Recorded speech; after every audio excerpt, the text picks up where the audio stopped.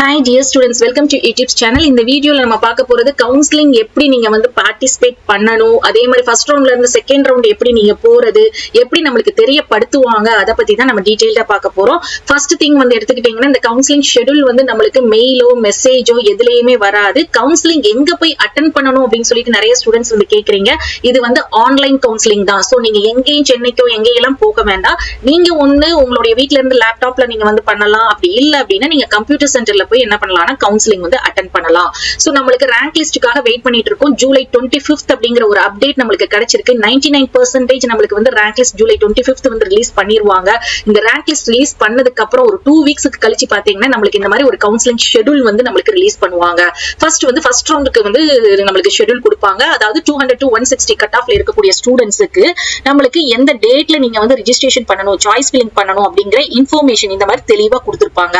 So இதுல வந்து பாத்தீங்கன்னா நமக்கு ஒவ்வொரு ரவுண்ட் கவுன்சிலிங் எத்தனை நாட்கள் நடக்கும் அப்படின்னு பாத்தீங்கன்னா 8 நாட்கள் நடக்கும். அதுல ரெஜிஸ்ட்ரேஷன் பேமெண்ட் சாய்ஸ் ஃபில்லிங் வந்து பாத்தீங்கன்னா 5 நாட்கள் நடக்கும். இந்த 5 நாட்களுக்குள்ள நீங்க வந்து பேமெண்ட் பண்ணி சாய்ஸ் ஃபில்லிங்ல கோர்சஸ் காலேஜஸ் எல்லாம் நீங்க ஆட் பண்ணி நீங்க ஓடிபி போட்டு லாக் பண்ணணும். அதுக்கு அடுத்து 6th டே வந்து நமக்கு என்ன பண்ணுவாங்கன்னா நீங்க அட்டெண்ட் பண்ண ரிசல்ட் மறுநாளே நமக்கு ரிலீஸ் பண்ணிடுவாங்க. அபிஷியல் வெப்சைட்ல நோட்டிபிகேஷன் மூலமா பிடிஎஃப்ல நமக்கு ரிசல்ட் ரிலீஸ் பண்ணுவாங்க.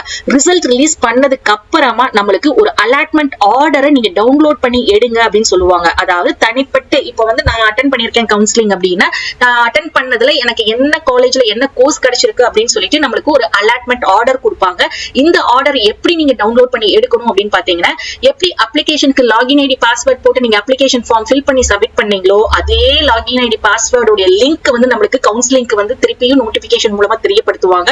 அந்த லிங்க் கிளிக் பண்ணி தான் நீங்க என்ன பண்ணுவீங்கன்னா கவுன்சிலிங் வந்து அட்டெண்ட் பண்ணுவீங்க, ரெஜிஸ்ட்ரேஷன் பேமெண்ட் பண்ணுவீங்க, சாய்ஸ் ஃபில்லிங் எல்லாம் பண்ணுவீங்க.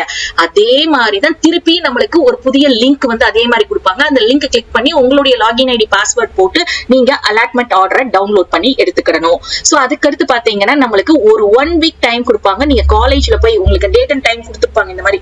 சோ காலேஜ்ல போய் நீங்க எல்லா சர்டிபிகேட்ஸ் இந்த அலாட்மெண்ட் ஆர்டர் எல்லாத்தையும் எடுத்துட்டு போய் நீங்க என்ன பண்ணணும்னா அட்மிஷன் ரிப்போர்ட் பண்ணணும், அட்மிஷன் ப்ராசஸ் பண்ணணும். இப்படி அட்மிஷன் ப்ராசஸ் பண்ணா மட்டும்தான் நம்ம என்ன பண்ண முடியும்னா அதுக்கடுத்து வரக்கூடிய சப்சிக்வெண்ட் ரவுண்ட்ஸ்ல வந்து பார்ட்டிசிபேட் பண்ண முடியும். அதே மாதிரி இந்த ரவுண்ட் 1 முடிஞ்சதுக்கு அப்புறம் தான் என்ன பண்ணுவாங்க ரவுண்ட் 2 வந்து கண்டக்ட் பண்ணுவாங்க. இந்த ரவுண்ட் 2க்கும் பாத்தீங்கன்னா கட் ஆஃப் போன வருஷம் 200 to 125 வரைக்கும் கூப்பிட்டு இருந்தாங்க. அவங்களுக்கு ரெஜிஸ்ட்ரேஷன் பேமெண்ட் எந்த டேட்ல பண்ணணும், எப்ப சாய்ஸ் ஃபில்லிங் பண்ணணும், எப்ப ரிசல்ட் வந்து ரிலீஸ் பண்ணுவோம் அப்படிங்கிற இந்த இன்ஃபர்மேஷன் எல்லாமே நமக்கு வந்து கொடுப்பாங்க. சோ நமக்கு கவுன்சிலிங் ஷெட்யூல் அப்ப இந்த இன்ஃபர்மேஷன் கொடுக்கும்போது உங்களுக்கு கண்டிப்பா நான் கைட் பண்ணுவேன். யாரெல்லாம் எந்த டேட்ல நீங்க லிங்க் கிளிக் பண்ணி நீங்க அட்டெண்ட் பண்ணணும் அப்படிங்கிற இன்ஃபர்மேஷன் எல்லாமே கொடுப்பேன். அதனால நீங்க யாருமே பேனிக் ஆக வேண்டாம், கன்ஃபியூஸ் ஆகிக்கிற வேண்டாம்.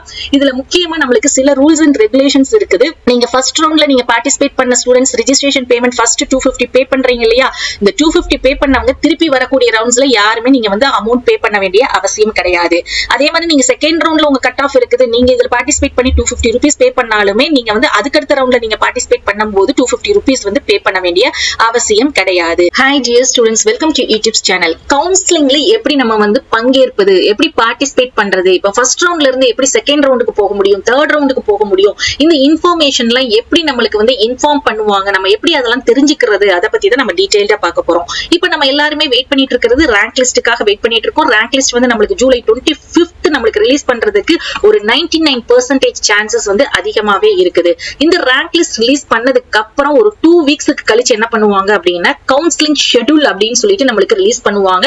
இந்த கவுன்சிலிங் ஷெட்யூல் அப்படின்னா என்னன்னா நீங்க registration payment, choice filling, locking எப்ப எந்த டேட்ல எந்த கட் ஆஃப்ல இருக்கக்கூடிய ஸ்டூடெண்ட்ஸ் வந்து பார்ட்டிசிபேட் பண்ணணும் அப்படிங்கிற டேட் கொடுப்பாங்க. இப்போ நீங்க எக்ஸாம்ல எழுதும் போது பிசிக்ஸ்க்கு இந்த டேட்ல நீங்க எழுதணும், கெமிஸ்ட்ரிக்கு இந்த டேட்ல எழுதணும் அப்படின்னு சொல்லிட்டு ஒரு டைம் டேபிள் கொடுத்தாங்க பாத்தீங்களா, அதே மாதிரி தான் நமக்கு வந்து கவுன்சிலிங் அட்டெண்ட் பண்றதுக்கு rank and cut off wise date வந்து நமக்கு மென்ஷன் பண்ணி கொடுப்பாங்க. First round, second round, third round, fourth round சொல்லிட்டு எல்லாருக்குமே என்ன பண்ணிடுவாங்க அப்படின்னா கவுன்சிலிங் ஷெட்யூல் வந்து நமக்கு ஒரு 2 வீக்ஸ் கழிச்சு ரிலீஸ் பண்ணிடுவாங்க. இந்த கவுன்சிலிங் ஷெட்யூல்ல ஃபர்ஸ்ட் யார் பார்ட்டிசிபேட் பண்ணுவாங்க அப்படின்னா இந்த ஹை கட் ஆஃப்ல இருக்கக்கூடிய ஸ்டூடெண்ட்ஸ், அதாவது 200 to 160 கட் ஆஃப்ல இருக்கக்கூடிய ஸ்டூடெண்ட்ஸ் வந்து ஃபர்ஸ்ட் ரவுண்ட்ல பார்ட்டிசிபேட் பண்ணுவாங்க. அதுலயே general category and special category ஸ்டூடெண்ட்ஸும் வந்துருவாங்க. சோ இந்த கவுன்சிலிங் வந்து எத்தனை நாட்கள் நடக்கும் அப்படின்னு பாத்தீங்கன்னா நமக்கு ஒரு 8 டேஸ் வந்து நடக்கும். அதுல ஃபர்ஸ்ட் 4 to 5 டேஸ் வந்து பாத்தீங்கன்னா registration payment, choice filling and locking வந்து பண்ணுவீங்க. அதோட டேட் வந்து கொடுத்திருப்பாங்க. சோ அது வந்து கிட்டத்தட்ட 4 நாள் நடக்கும். அப்பதான் நீங்க என்ன பண்ணணும்னா ரெஜிஸ்ட்ரேஷன் பேமெண்ட் ஃபர்ஸ்ட் நீங்க பண்ணுவீங்க. ஒரு 250 ரூபீஸ் வந்து பே பண்ற மாதிரி சொல்லுவாங்க. இந்த 250 ரூபீஸ் பே பண்ணதுக்கு அப்புறமா சாய்ஸ் ஃபில்லிங், லாக்கிங் உடைய பேஜ் வந்து உங்களுக்கு ஓபன் ஆகும். அதுலதான் என்ன கோர்ஸ் வேணும், என்ன காலேஜ் வேணும் எல்லாமே நீங்க ஆட் பண்ணுவீங்க.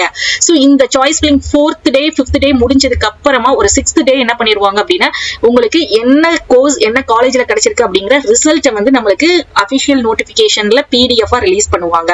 அதுக்கடுத்த மறுநாள் உங்களுக்கு தனிப்பட்டு ஒவ்வொரு கேண்டிடேட்டா உங்களுக்கு என்ன கோர்ஸ் என்ன காலேஜ் கிடைச்சிருக்கு அப்படின்னு சொல்லிட்டு ஒரு அலாட்மெண்ட் ஆர்டர் வந்து கொடுப்பாங்க. இது பிடிஎஃப் நம்மளுக்கு வராது.